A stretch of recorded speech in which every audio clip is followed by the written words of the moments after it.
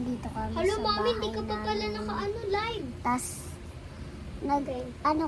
nagbatangas kami kaganina. Yung ate ko papansin. Yung ate ko. Papansin lang medyo.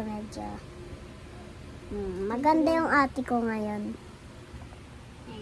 Ayan siya. Binigyan ko ako ng tutorial. Ako yung nagbukas ng tali niya. Kasi wala daw siyang kamay. Tas, kami lang dalawa ni Daddy pumunta sa Batangas. Si ate di kasama. Sila lang dalawa dito. Kaganina pa kami umuwi. Tas, ginagaluhan ko sila ng chocolate. Binigyan ako ng... Ano ba yun? Sino ba yun ulit, Dad? Yung malaki yung bahay? Grabe. Si sister. Tatlong, tinapay. Biskwit na... Binigyan ka ng chocolate? Ay, wait lang, nakalimutan ko ng chocolate. Hoy! Hindi pa yung matigas. Matigas na yun. Hana, bukas na yan. Ayan, kasi tunaw kaganina, nagblog ako sa Ayan. Batangas. Sabi ko, pinapakita ko yung view, Mami. Oh, maganda yung view dun, mataas. Merong aircon sa baba, tas sa second floor. Kasi may third floor sila dun. Third floor, tas second floor. Tas sa baba pa. Meron silang kwarto. Ito yung case ng mami ko.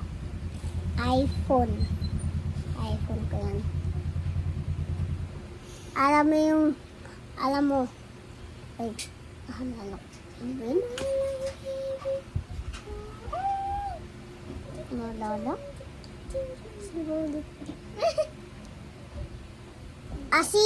Si Banji. Mami, yung mom ni Daddy, Banji din, pangalan. Si Ma'am Banji,